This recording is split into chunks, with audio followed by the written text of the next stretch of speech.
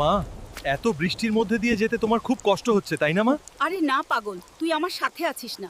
তুই থাকলে আমার কোনো ভয় নেই। তুই চলে যা, আমি থাকতে আমার মার কোনো ক্ষতি করতে দেব না।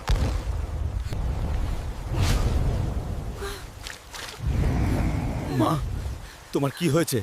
তুমি চোখ খুলো মা। সাধু বাবা, প্লিজ আমার মাকে একটু বাঁচান। হাল্ক, তোর মাকে ভয়ঙ্কর ভূতের ধরেছে। এখন কি করলে আমার মা ভালো হয়ে যাবে? এই জঙ্গলের শেষ প্রান্তে নাগ রাজ্য আছে, সেখান থেকে নাগমণি আনতে হবে।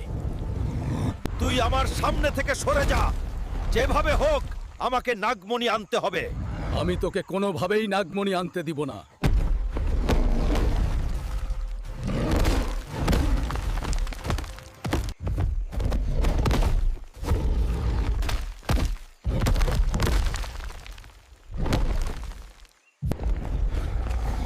ওই নাগমণির যেভাবেই হোক আমাকে নিতে হবে।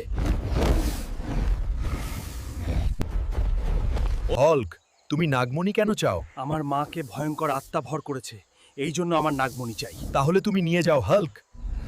মা, তুমি ভালো হয়ে গেছো মা। আমি ভালো হয়ে গেছি বাবা।